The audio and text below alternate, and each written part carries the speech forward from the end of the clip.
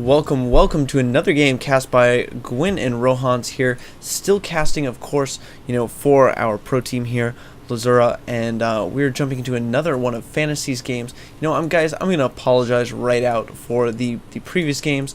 We were not casting them with the game at high quality, so you do not get to see all the shine and flicker of some of these gorgeous units that Blizzard has put into this game for us. Again, though, we are on Metalopolis, and we do get to see a TvP. Go ahead and let's talk a little bit about this matchup on this map specifically, Rohans. Yeah, Metalopolis, most would consider to probably be the most balanced map in the game. It can be a little tricky. There's a lot of, I guess Terran and Protoss would say it's kind of hard to take a third on this map. In this matchup, not so much. I expect probably to see some pretty standard play from both players, but you never know. It's so early, it's hard to say. But Terran vs Protoss is a very exciting matchup. There's a lot of unit compositions early that work for both sides and allow players to put on some early pressure, so we'll just have to see what our players have in store for us.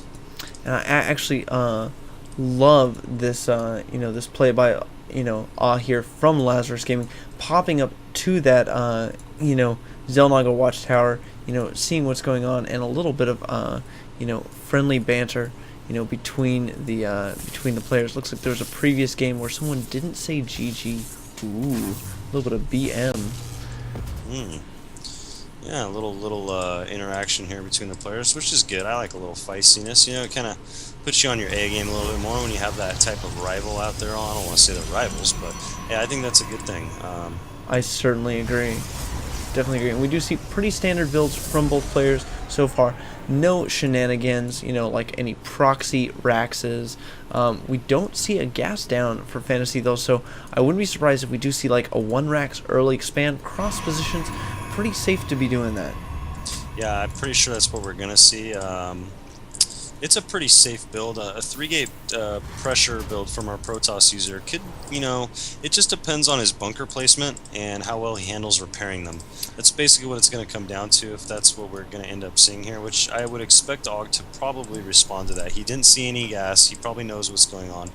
So we'll see how he responds to this. Certainly. I mean, really, the only two things Fantasy could be doing is hiding like 6 barracks, off in a corner somewhere, proxying them, or, doing an early expand build. And both, of course, require very different responses. But, the best ways for AUG to deal with this would, of course, be, to go for a 3-gate pressure build, or to just, go like 1-gate expand himself. Yeah, I was just about to say that, actually, too. He's got pretty much 2 options. He can try to break and put some pressure on, or he can just expand himself and not be too far behind economically. He does kill the SCV Fantasy left in his base, and Fantasy did see that he's still only on 1 gas, though, so, if he can get another unit down here and kind of poke in, he can see what he's up to, and it does look like he's going to be fast expanding as well. Certainly, and we do see, this bunker placement right here, pretty good placement. This natural, though, so wide open, so hard to defend from all angles. And of course, with warp gates, you can be very, very mobile as a Protoss player. Yeah, those stalkers can really get in there and do some damage and prevent mining, and they can really just harass. But it looks like he's just going for that expo. The Nexus has dropped. It's about 30% complete. Second gateway down as well as a second assimilator. So we'll see what he goes for from here. It looks like, we have seen a unit production cut from getting that second gas down, putting guys in it, and getting a robo. Definitely a smart move. You don't know, of course, what your opponent is going to be doing, and a little bit of a push here. Poke with 2 stalkers, look at that. Taking no hull damage at all, just shields damage. Great move there, doing a little damage, and forcing another bunker. Yeah, really smart. You want to poke up, you want to make them uncomfortable. The Stalker's gotten 3 kills, so it was definitely a good move for him. Robo facility, like you mentioned, is down. He's got another gate, so he's up to 3 gates. And our Terran user Fantasy is sitting on 4 barracks. All Marines, still has not taken gas, so he's very committed to Marines. We may even be seeing one of these crazy strategies where you just get a ridiculous amount of Marines and just go punish the expansion of the Protoss user. There's that fine count where it's just really not much you can do about it without certain compositions, whether it be a Colossus or a lot of sentries to really force fill those Marines. Certainly. I'm not sure. You know, and we could be easily seeing something else, or are we potentially seeing another expansion out of Fantasy? I see this, this rather SCV moving around the map. No, it just looks like it is a scouting SCV. I almost got excited for an expansion at the 7-minute mark. Yeah, I think he's just looking for some proxy pylons. He wants to make sure he's, keeping tabs on what Protoss is up to. We actually do have a drop ship coming from our Protoss user, Warp Prism, excuse me, is loading up 4 Stalkers. Interesting. So he's going to get in here and poke and maybe just try to pick off some tech labs or reactors. I really like this play. This is super creative, very unorthodox, and Fantasy is gonna have to respond to this carefully if he wants to hold this off. The Warp Prism obviously, can go into warping mode and drop more units. I'm not sure exactly why he isn't doing that. But we do see, of course, Warp Prism just retreating now. A great move, forcing those Marines back. They were gearing up for a push and then had to pull back. Love that move.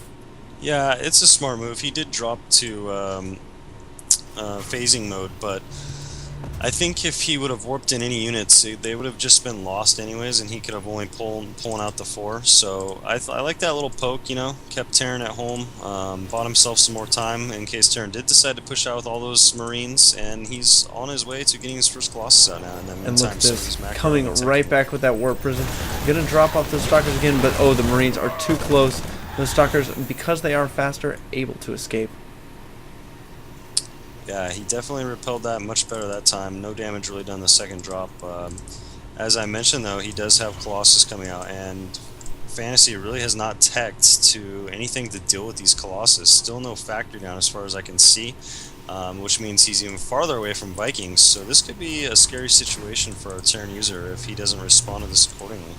Certainly could, and Fantasy with a uncharacteristic supply block, getting the double evos now, and a little bit high on minerals. Yeah, he may need to just drop a couple more barracks down. Maybe, like I mentioned, he needs to get a factory down. It's really important. I would imagine he wanted to do some type of timing push with all these barracks, but I think the fact that Warp Prism came in there and kind of harassed him a little bit, maybe slowed that push down. So we'll have to see what he's got in mind here. Strictly bio at this point, though. 2 engineering bays, as you mentioned, are down, and he does pick off the observer in his base. So that is a cool thing. You definitely don't want those things flying around. They're pretty much like free map hacks, people. I completely agree with that.